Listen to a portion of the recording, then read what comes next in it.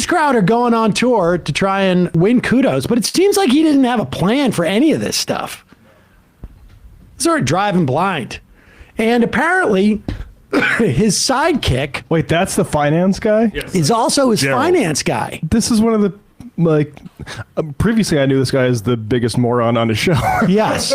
But that's the thing, is he runs a tight ship to a degree, which makes the $50 million figure a little bit more let's be clear. At $12 million, what was it, $12 million a year? Yeah. Right. At $12 million a year, and they claim they have 25 people working on the staff. Okay, maybe they do. We have 6 people working on payroll and maybe another 2 or 3 contractors on this show. And I cannot tell you how ecstatic I would be to have a $1 million operating budget. I mean, our situation's not as fancy as his, I'm sure. Not even close. We don't have the technical stuff. We don't have guns in studio. We don't have writers. We don't have a armorer to check our weapons before we come into the studio. We don't do cigars stuff.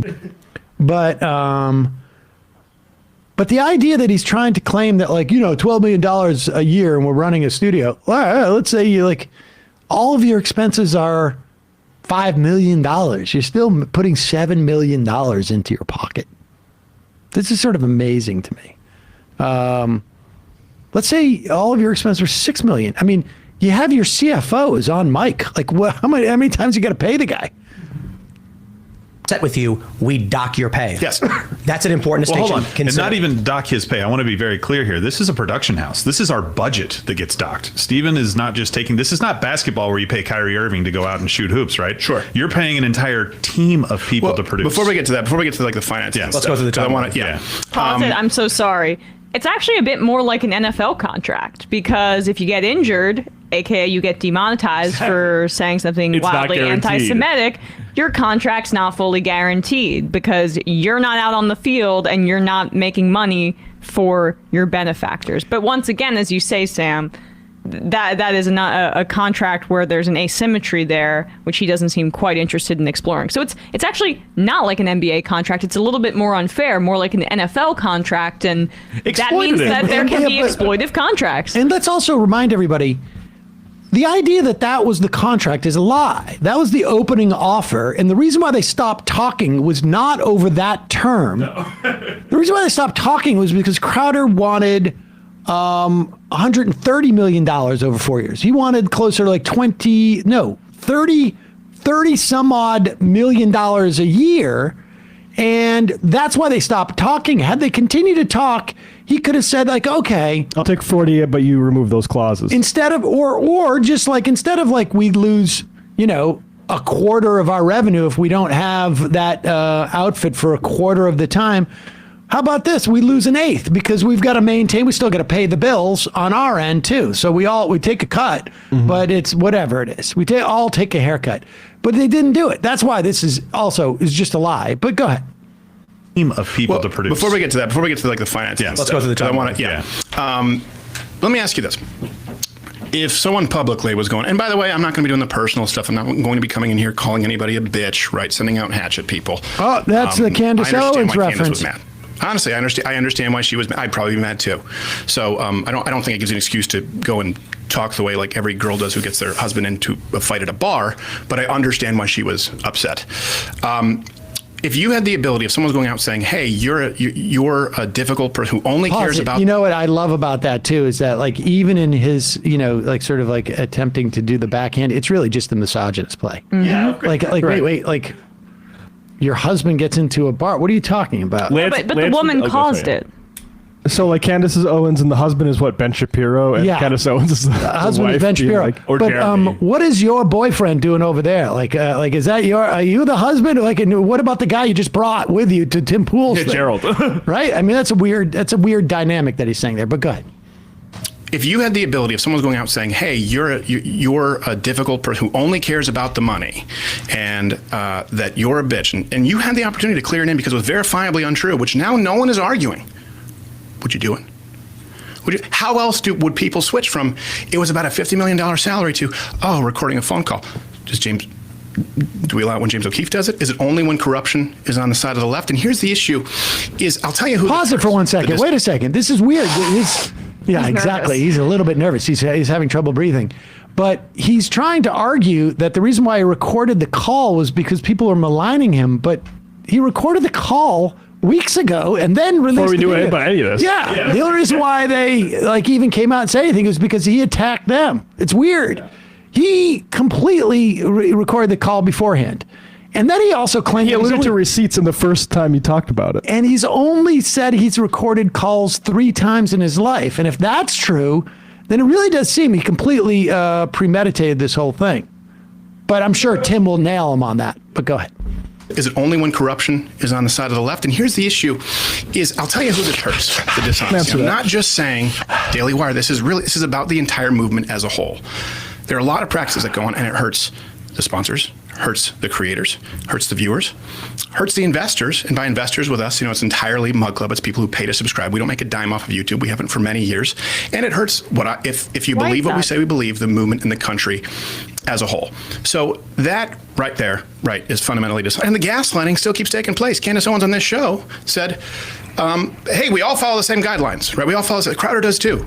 That's verifiably false. And I'll say you can publicly audit this. We've had 4 strikes, right, in the last, since May, I think, 2021 to October 2022. One was the Mekhi Bryant. One was a sketch with Alex Jones. That one's guilty.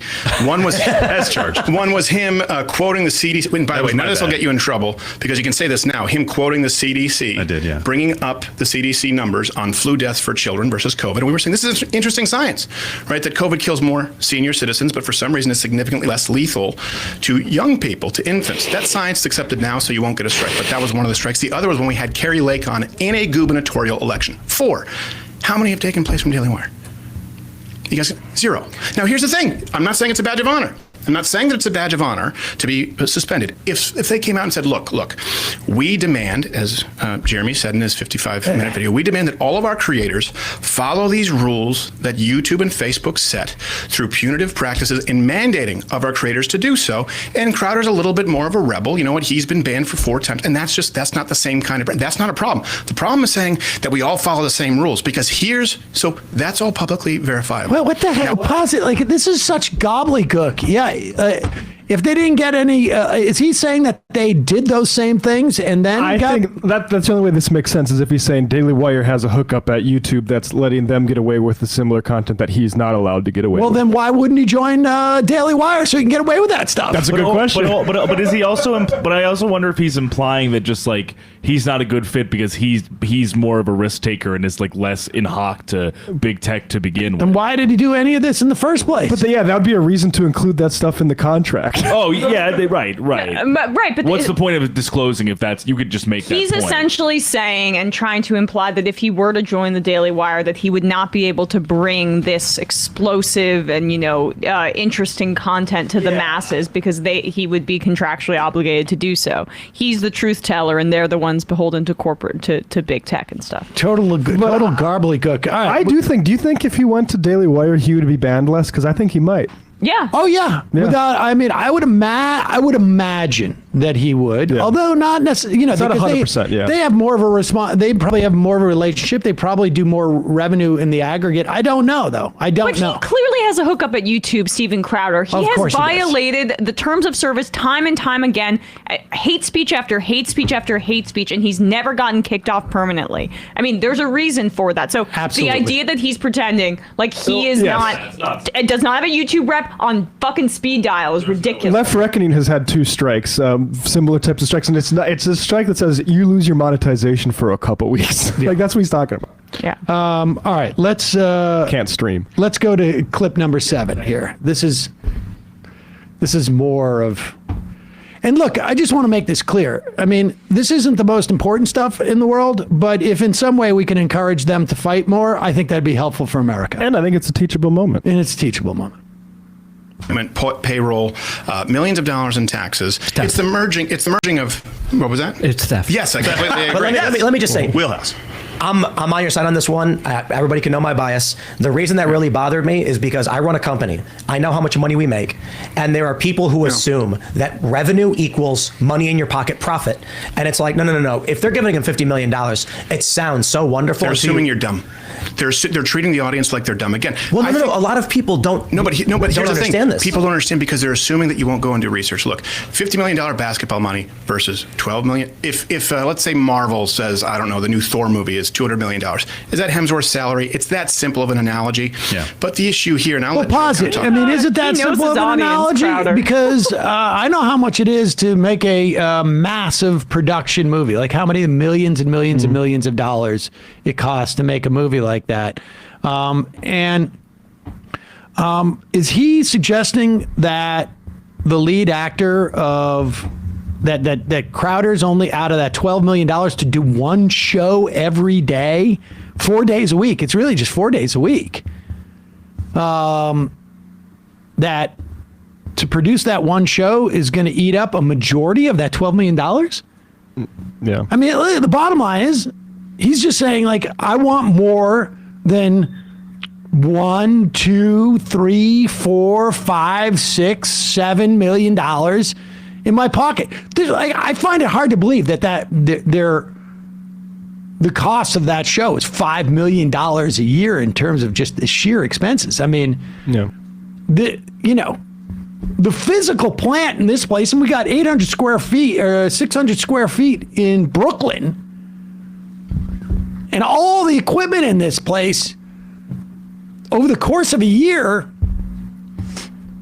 $60,000, maybe, and the equipment where, you would depreciate. I mean, another couple of $1 million, everybody can make $500,000 here and be all sitting pretty. And then like what? And then what? What's the other expenses? Lunch? Maybe they actually do have a commissary. I mean, the bottom line is there's no way. Listen, let's put it this way. He knows what that figure is. If it was so low that he wasn't embarrassed by it, he could just say it. Yeah, we spend $6 million annually on production. Really? Well, all right. Also, the basketball money thing, like Kyrie Irving pays like trainers and dietitians, like all those guys pay for an operation as well. They're not just individuals. Yeah. It's a bit simplistic to be like, oh, it's not just him doing layups. Yeah. Yeah. Social media guys. Is that Hemsworth's salary? It's that simple of an analogy. Yeah. But the issue here, and I'll let Joe kind of talk about that more. The issue here is like, I think that these people at Daily Wire, they've said that they're very business savvy. They're running a business. So are they very business savvy? Are they dumb and don't know that $12.5 million a year for an entire production house is what we're actually looking at?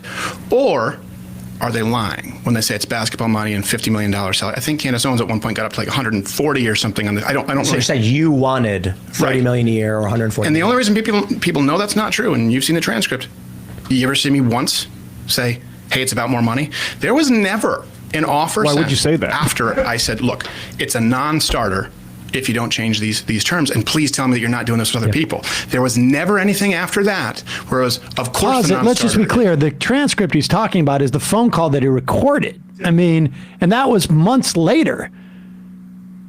Boring could be lying that they stopped communicating over the terms of the contract, but I mean, just it doesn't make any sense. Like, why would Boring, like, if Crowder just came back and said, we're not looking for any more money, I just want to negotiate this thing, Boring would have had to say, absolutely not. We're going to walk away if we can, if it's not 25% over 90 days. That's absurd. The only reason why Boring would have offered him $50 million and then walked away is because Crowder said, I want 3 times that. That's the only reason why. I've been through 100 of these negotiations. The only reason why people who want you stop talking to you is if you ask for a demand that has absolutely, like, it is so far beyond your ability to meet it that they just say, if we continue to negotiate this, we're going to ruin our relationship. And so, let's just end it here. Stay friends. There's no way that the Daily Wire said, hard and fast rule, 25%, 90 days. If you haven't gotten the revenue, that's it for each of those platforms. There's no way. You don't think Jeremy Boring got onto the phone with George Soros and was like, hey, he's not going to let us control us with the special clauses? Yeah, come on. Ramp out of this. That's just not believable. I mean, it's amazing that he's saying this, like he's wrapping it in this sort of there's just no way. I've been in too many negotiations in the showbiz world where if you say no and it was a clause like that, that's the most negotiable stuff in the world. It's the dollar figure. If the dollar figure comes in and it's just so far outside of everybody's range, that's when everybody says, like, let's stay friends and not get into this, because I don't want to. There's no middle ground between 50 million and 130 million. And Crowder can't speak forthrightly about this, probably because of NDA, but I wonder if his negotiations with the Blaze included similar sorts of clauses. Well, I mean, the Blaze thing is another interesting thing, because it's possible. Usually, like, there's a window where you're allowed to negotiate if the Blaze hasn't exercised their option. And if we know December 15th was more or less the drop dead day for him, you walk it back, November 15th, October 15th, September 15th. It's usually 90 days. I mean, maybe he was within that window where he could negotiate. He probably had some clauses like that with the Blaze, but it may have been a different deal. But the point is that they would have negotiated that. There's no way that's the hill that the Daily Wire dies on. If they can get him for $50 million and cut the amount of like penalties if he's not providing revenue by half, they're going to do that. You don't go after somebody with $50 million and then be like, oh, this tiny stipulation in paragraph. No, that's not the way it works. He's lying here. And Tim is just too dim to know it. You're not doing this with other people. There was never anything after that where it was, of course, the non-starter is, I can't do 5 live reads because we do commercials. I just want to ask one specific question, because a lot of people are bringing this up and they're accusing you guys of only exposing them after they turned down your counteroffer.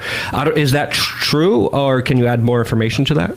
Yeah, I don't know why they're saying the timeline that he kind of gave was completely inaccurate. Yeah, there was never any counter offer from us. What Steven said was basically, look, guys, these are the terms that we have a problem with. Right. And if I don't care what the contract says dollar-wise, if these terms are in there, that's bad, and you need to start again. This has to be pulled out. So there was no counteroffer, because I'm seeing a lot of you guys say there was the agent. I think my agent. They sent this term sheet. The agent said, "Well, if you're talking about 100% ownership, by the way, in perpetuity, forever, meaning, and it's a 6-year contract with no option to negotiate. They have an option to extend for 2 years, 6 years, locked in at that rate. And again, how do you penalize someone for money that they don't make? They're not going to lose. Wait. It was just asked a direct question. Was there a counteroffer? Go back. Maybe the agent, and then he just skims right over that, right? It looks like the agent, he's just admitting that the agent said 140. And I got news for you, okay? Go back. Just play this again. Bad, and you need to start again. This has to be pulled out. So there was no counteroffer, because I'm seeing a lot of you guys say there was the agent. I think my agent. They sent this term sheet. The agent said, "Well, if you're talking about 100% ownership, by the way, in perpetuity, forever, meaning, and it's a 6-year contract with no option." Okay, stop, because that's it. He doesn't go back to that. My agent, blah, blah, blah, blah, blah, and then he just skips over that because he realizes, oh gosh, And for those of you who are not familiar with what these terms of art are, the agent is the person who fields the offers and replies. And here's what happens. If your agent goes with a counteroffer that you disagree with, you would be very, very mad at your agent. You might fire your agent. You'd fire your agent. In fact, for you. There's no way in a million years the agent wouldn't say, like, Steven, because the agent's already passed on. Boring did not give the term sheet to Crowder directly. That's not the way it works. It goes from Boring to the agent sends to Crowder. Crowder may have said, I got a problem with this term, that term, this term, blah, blah, blah, but the money's just way too low. Agent's going to go all right, we're going to go back with 140 and then we can work out this other stuff. That's the way you deal with it. You don't start with the smallest of terms or even the clawback or anything. The first term you get on the same page with is the dollar amount. And then you work out other stuff. And the agent would have never gone and asked for $130 million. Even if they were looking for $100 million. The agent would have never gone back with $130 million without Crowder knowing this. That's why Crowder knows it now. And he skipped right over it. And Tim Pool and his whole troop of investigative journalists just completely missed the entire story. They were still transfixed by Crowder using a Thanos reference earlier or an Avengers one. That's exactly mother's milk. Thor. Crowder, Boring's account is the real one. And Crowder's just backfilling it. And it's going to be interesting because it really does make you wonder why he's doing it. Why he's decided to do this if he thinks it's just going to make him a lot of money in the mug club. But the material they had in perpetuity is just the stuff that they built. But again, you know what? Even that is negotiable. Although, it's very rare to have somebody pay you a fee for producing material and they don't get it. That's weird. The idea that you would pay for material that you don't own and also couldn't recoup any losses against the money when you're supposed to have the opportunity to, because theoretically, Crowder could say okay, $50 million for 5 years. I take the money, I do the show, you get no revenue from it because I collect my mug club and all of the platforms I've gotten deplatformed from. And then in 5 years, I get to sell that product again, and you never even make $1 off it. That's absurd. Nobody would ever sign it. There's no way he had a deal like that with the Blaze or anywhere else. But it's all about money for him, and he screwed up. He's in big trouble, I think. Capital Volume 1, Chapters 4 through 8 on how capitalists steal your surplus value, Stephen. There you go. Read up.